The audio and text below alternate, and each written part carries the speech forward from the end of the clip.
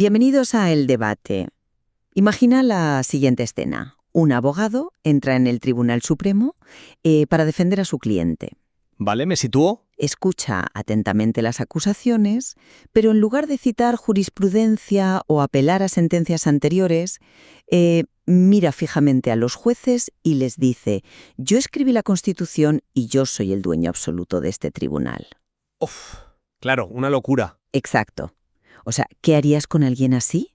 O lo tomas por un loco o te das cuenta de que de repente las reglas del juego acaban de desaparecer por completo. Es una imagen brutal, la verdad. Y creo que captura a la perfección la tensión de lo que vamos a analizar hoy en esta sesión.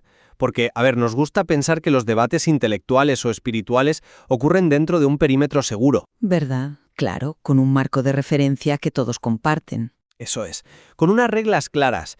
Pero luego entramos en el material de nuestro intercambio de hoy, el capítulo 12 del Evangelio de Mateo, y resulta que ese perímetro de seguridad, pues, salta por los aires. Totalmente, porque este texto detalla una serie de confrontaciones intensísimas, diría que casi cuerpo a cuerpo, entre Jesús y los fariseos. Y los fariseos eran la élite religiosa y legal indiscutible de la época, o sea, los mayores expertos. Los que dictaban las normas literalmente. Sí, y la gran pregunta que emerge de este análisis, la cuestión central que vamos a explorar hoy, es precisamente cómo establece y ejerce Jesús su autoridad aquí. Es decir, estamos viendo a un brillante reformador ético interno que utiliza la lógica pura, la deducción y las propias escrituras para corregir una religión que se ha vuelto rígida. Que sería la postura más, digamos, racionalista. Exacto. O, por el contrario, estamos presenciando a una figura disruptiva, apocalíptica, que reclama una autoridad cósmica absoluta. Alguien que básicamente viene a volcar el tablero por completo para establecer un régimen enteramente nuevo. Claro, es que es la diferencia fundamental entre una reforma interna y un cambio de régimen universal. Y es una tensión que empapa absolutamente cada versículo de este capítulo. Sí, desde la primera línea. Y bueno, para que quienes nos escuchan sepan dónde estamos parados, mi postura, basada estrictamente en la evidencia textual, es que Jesús opera aquí fundamentalmente como el consumado reformador ético y lógico. Vale, o sea, el abogado del Tribunal Supremo, digamos. Exacto. Su autoridad no es arbitraria. Emana una argumentación moral muy superior y de una maestría absoluta de los propios precedentes del judaísmo. Él no rechaza la ley, sino que la purifica mediante el sentido común, desmantelando la hipocresía de sus oponentes, pero, y esto es clave, con las propias reglas de ellos. Ya. Pues yo lo abordo desde un ángulo muy distinto, la verdad. Yo sostengo que esos argumentos lógicos y legales que vemos al principio son en realidad una simple táctica. Una táctica. Sí, son el vehículo para revelaciones de supremacía personal que rompen todos los esquemas conocidos. Para mí, la lógica es secundaria ante sus afirmaciones mesiánicas absolutas. Es decir, Jesús no se presenta como un teólogo debatiendo exégesis, se presenta como una autoridad suprema librando una batalla cósmica. A ver, entiendo por qué lo ves así. El lenguaje que utiliza, sobre todo al final del capítulo, es muy fuerte. Pero fíjate en cómo arranca exactamente este texto, porque la mecánica de su defensa es fascinante. ¿Te refieres al incidente de los sembrados? Sí. El capítulo empieza con la controversia en los sembrados durante el día de reposo, el famoso Shabbat. Los discípulos tienen hambre, arrancan unas espigas para comer, y los fariseos saltan a la yugular al instante. Dicen: tus discípulos hacen lo que no es lícito. Que recordemos era una acusación gravísima en ese momento. Claro, si nos estás escuchando, tienes que ponerte en los zapatos de un fariseo del siglo I. El Shabbat no era solo un día libre, era la marca de identidad nacional frente al Imperio Romano. Romperlo era casi traición. Exactamente. Y ante este ataque frontal, Jesús no responde con un rayo desde el cielo ni nada sobrenatural. Responde como el abogado más brillante de la sala. Construyendo un caso basado en precedentes. Eso es. Cita el precedente histórico del rey David, cuando huía, entrando en la casa de Dios y comiendo los panes de la proposición. Y aquí hay que explicar el por qué esto es tan potente. Esos panes no eran, un simple tentempié. No, eran sagrados, estrictamente regulados. Estaban reservados solo al sacerdocio. Representaban la mismísima presencia de Dios en el templo. Así que, técnicamente, David cometió una ilegalidad tremenda. Pero Jesús usa esto para decir, a ver, la necesidad humana básica y la preservación de la vida superan el ritual estricto. Una deducción impecable, sí. Y luego remata con la propia ley levítica, señalando que los sacerdotes en el templo profanan el día de reposo trabajando en él y, sin embargo, son sin culpa. Es pura jurisprudencia. Y corona todo citando al profeta Oseas. Misericordia quiero y no sacrificio. Está demostrando, lógicamente, que él entiende el propósito original de la ley mucho mejor que los que dicen protegerla. Vale, te lo compro. Es un argumento histórico y exegético brillante. Nadie riega su capacidad intelectual aquí. Pero, fíjate en una cosa porque te está saltando lo que desliza justo en medio de esa impecable defensa legal. ¿A qué te refieres? Tú mencionas a David y a los sacerdotes, pero omites las verdaderas declaraciones de poder que Jesús deja caer en ese discurso. En el versículo 6 dice literalmente, «Pues os digo que uno mayor que el templo está aquí». Y en el versículo 8 lo remata diciendo, «Porque el Hijo del Hombre es Señor del día de reposo». Bueno, pero eso se puede interpretar como una hipérbole sobre la... Espera, déjame desarrollar esto porque el peso de estas palabras es brutal. Eso ya no es jurisprudencia, para nada. En el judaísmo del primer siglo, el templo era el epicentro absoluto de la mediación entre Dios y la humanidad. Era el ancla cósmica del universo, literalmente. Sí, su importancia central es indiscutible. Pues imagínate, afirmar ser mayor que el templo y encima proclamarse señor del tiempo sagrado instituido en la misma creación divina. Hombre, eso es afirmar jurisdicción sobre la ley misma. Es la analogía del Tribunal Supremo con la que habríamos hoy. Ya veo por dónde vas. Es como si un CEO se sienta en una reunión de mandos intermedios. Los deja debatir sobre la política de la empresa durante 5 minutos, usando argumentos muy lógicos, sí, pero luego interviene para recordarles que el edificio es suyo y que él dictamina las reglas. La lógica sobre David es solo el aperitivo. La afirmación de que él es el señor del Shabbat es el plato principal. Me parece una metáfora interesante, la del CEO, pero la narrativa inmediata no te da la razón, porque fíjate en lo que sucede justo después. Pasan de los sembrados a la sinagoga, y allí hay un hombre con una mano seca. El siguiente gran enfrentamiento. Sí, y los fariseos le preguntan directamente si es lícito sanar en el día de reposo, buscando la excusa formal para acusarle. Y de nuevo, ¿qué hace Jesús? ¿Actúa como ese CEO dictatorial que impone su voluntad sin dar explicaciones, como tú sugieres? Bueno, no impone, pero... No. Utiliza una herramienta retórica clásica de la tradición rabínica llamada Kal Vajomer, que es básicamente el argumento de menor a mayor. Ah, claro, el argumento de la oveja. Eso es. Y es fundamental entender cómo funcionaba este mecanismo lógico en su contexto. El Kal Vajomer establecía que si algo es cierto en un caso de menor importancia, con mucha más razón lo es en un caso de mayor importancia. Lógica pura y dura. Sí. Y Jesús les plantea, a ver, ¿qué hombre habrá de vosotros que tenga una oveja y si ésta cayere en un hoyo en día de reposo, no le eche mano y la levante? Pues ¿cuánto más vale un hombre que una oveja? O sea, la lógica es aplastante. Totalmente de acuerdo. No les dice, el día de reposo ya no existe, porque yo lo digo. Les dice, vuestra interpretación actual es lógicamente inconsistente con vuestras propias excepciones prácticas. Y concluye diciendo, por consiguiente, es lícito hacer el bien en los días de reposo. Sana la mano del hombre habiendo ganado el debate legal de manera justa, punto por punto. Es una reforma ética en toda regla. Hombre, claro que la lógica del Kal Vajomer aquí es irrefutable. Nadie va a negar que el argumento de la oveja desactiva la trampa legal momentáneamente. Pero plantéatelo de esta manera. Mira el resultado inmediato de esa supuesta reforma ética en el versículo 14. La salida de los fariseos. Exacto. Dice, y salidos los fariseos, tuvieron consejo contra Jesús para destruirle.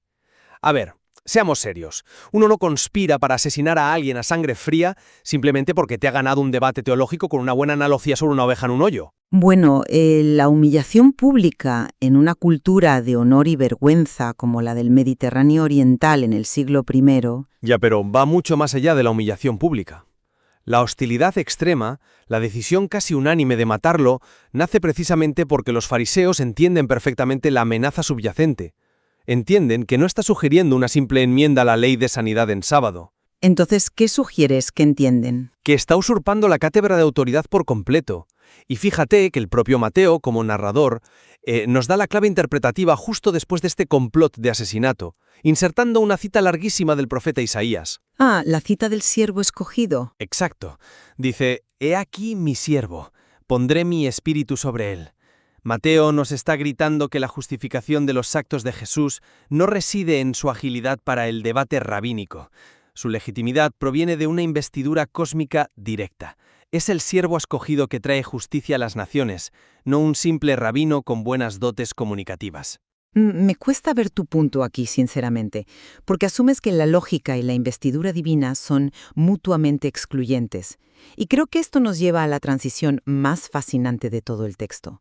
Como los fariseos han perdido estrepitosamente el debate intelectual y exegético sobre el Shabbat, se ven obligados a escalar el conflicto y pasan a la controversia de Belcebú. El choque frontal.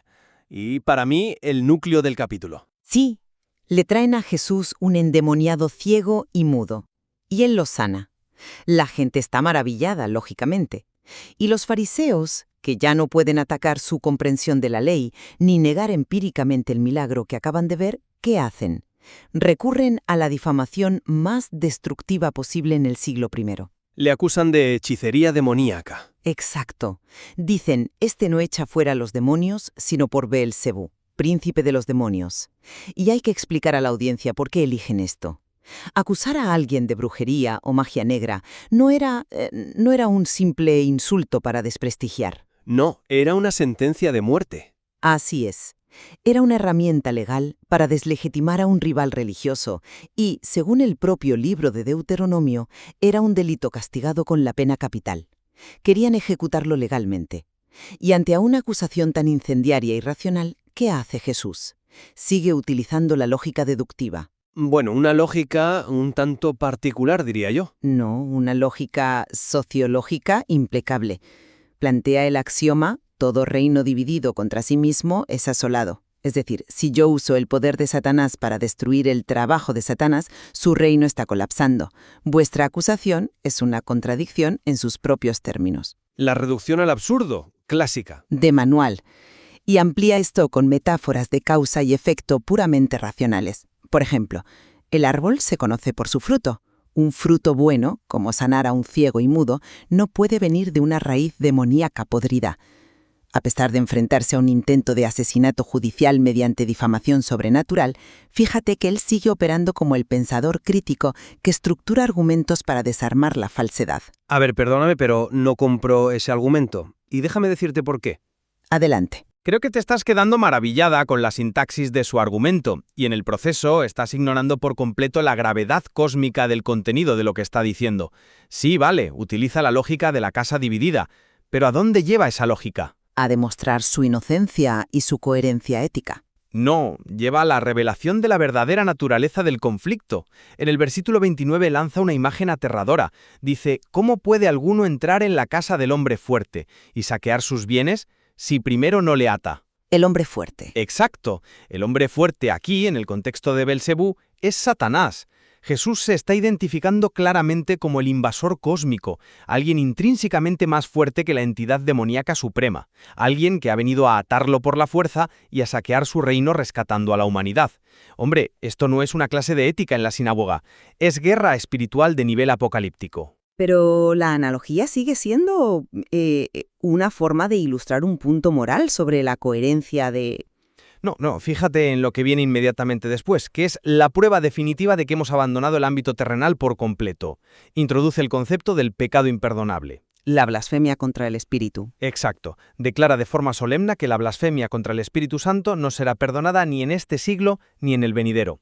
Si nos escuchas, párate a pensar en esto. Un reformador ético normal te advierte sobre las consecuencias sociales de tus actos o tu lejanía temporal de Dios. Sí, un profeta clásico, por ejemplo. Exacto. Pero solo el juez supremo, el soberano cósmico del universo, tiene la potestad para cerrar la puerta del perdón eterno basándose en cómo alguien clasifica la fuente de sus milagros.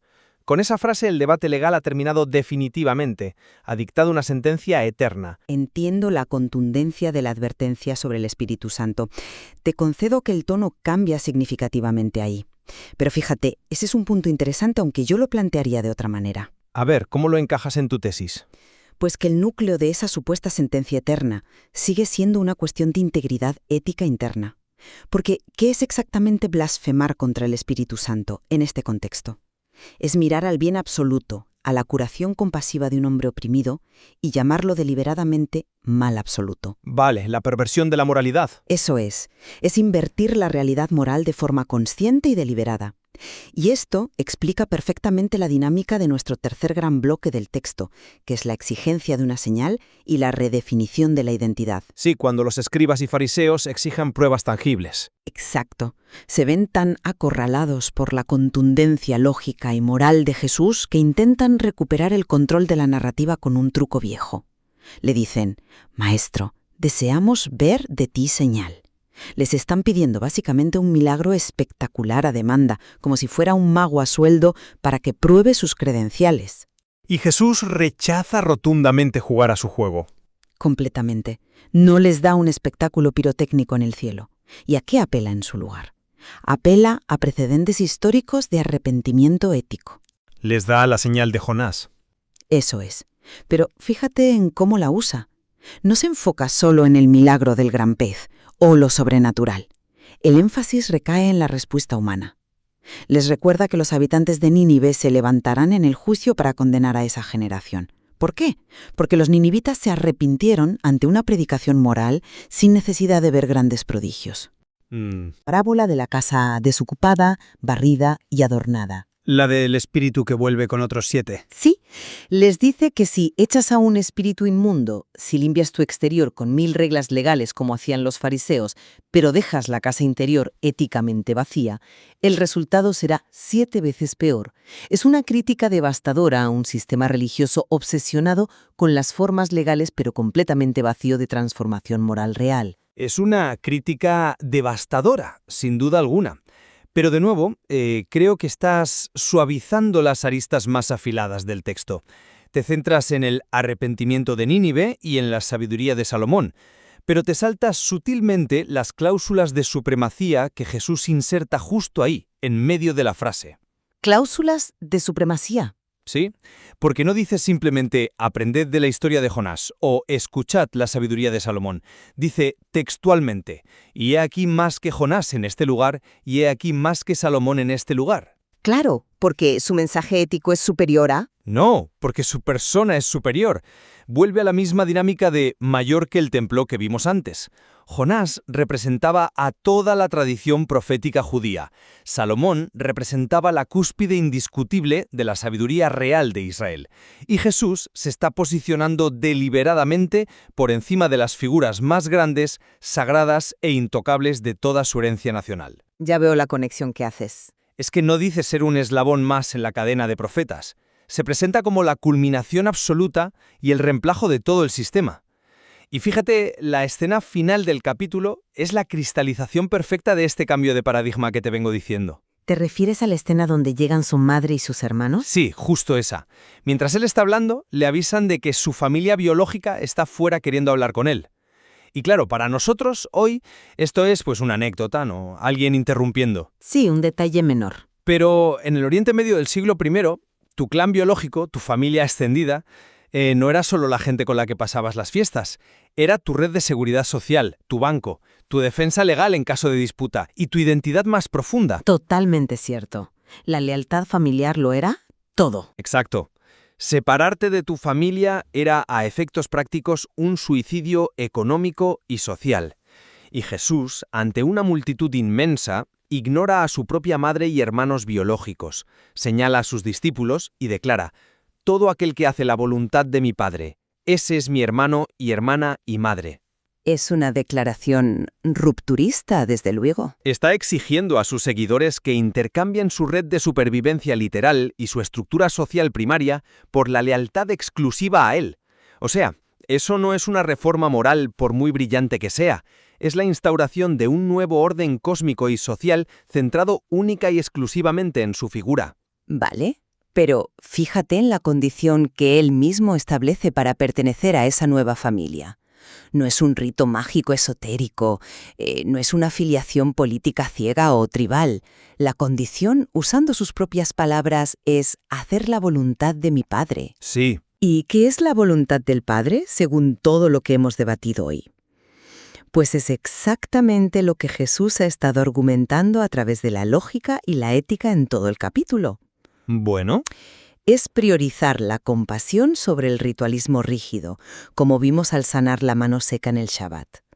Es asegurarse de que el árbol dé buenos frutos desde la pureza del corazón, no desde el legalismo. Es evitar que la casa quede barrida pero vacía de misericordia. En resumen, es una voluntad profundamente ética. vale, entiendo cómo lo unes todo.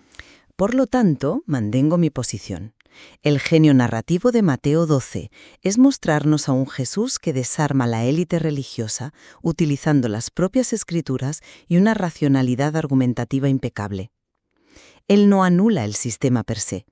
Él demuestra que el sistema, cuando se aplica con lógica y compasión genuina, siempre tuvo el propósito de sanar y no de condenar. Entiendo tu conclusión y reconozco que es un punto de vista atractivo y muy bien hilado. Pero, tras nuestro análisis, sigo totalmente convencido de que la lógica de la que hablas, aunque brillante, es solo el envoltorio, es la superficie. El vehículo, como decías al principio. Exacto. El corazón latente de Mateo 12 es la revelación progresiva e imparable de una autoridad cósmica insuperable. Dentro de esos argumentos lógicos se esconde el Señor del Sabbat, el ser que es mayor que el templo, mayor que los profetas, mayor que los reyes. ¿El invasor de la casa? Sí, es el invasor cósmico que ata a Satanás en su propia casa. Es el juez soberano que decreta los límites del perdón en la eternidad y exige una lealtad que reescribe por completo los cimientos sociales de la humanidad. Los fariseos no querían matarlo por ser un buen polemista ético. Sino por el terror a lo que implicaba. Sintieron el pavor de un rey verdadero que venía a ocupar un trono que ellos, erróneamente, creían controlar en exclusiva. Pues es innegable que llegamos a un punto de convergencia crítico en este análisis. Ambos acordamos claramente que este capítulo marca el verdadero punto de no retorno en la narrativa. Sin duda, aquí se cruza el Rubicón. Sí, la hostilidad de los fariseos cruza la línea por completo. Pasan de criticar si es legal o no arrancar unas espigas a buscar activamente su ejecución, acusándolo nada menos de magia negra, demoníaca. El puente está completamente roto. Totalmente. Las posturas se vuelven ya irreconciliables en la historia y nuestra divergencia, que creo que es fascinante, permanece en diagnosticar qué fue exactamente lo que detonó esa amenaza existencial para las élites de la época. Eso es. Si fue, como yo digo, la exposición impecable y pública de su hipocresía moral a través de la pura lógica, O si fue, como defiendo yo, el peso abrumador e intolerable de sus afirmaciones de supremacía divina y cósmica. y esa doble lectura es lo que hace que este material sea tan inmensamente rico de estudiar. Leer este texto prestando atención simultáneamente a las finísimas disputas legales y a las vertiginosas declaraciones de autoridad eterna, nos invita a mirar mucho más allá de respuestas simples. Desde luego. No es un texto fácil. Para nada. La tensión constante entre el maestro que domina las reglas éticas y el soberano que reescribe el orden del mundo sigue ahí, vibrando en cada línea, esperando a que cada persona saque sus propias conclusiones. Que de eso se trata al final. Así es. Nos queda muchísimo más por explorar, pero el tiempo se nos acaba por hoy. Gracias a todos por acompañarnos en este intercambio de ideas. Hasta la próxima sesión. Si te ha inspirado, dale like y síguenos para ver nuevos contenidos.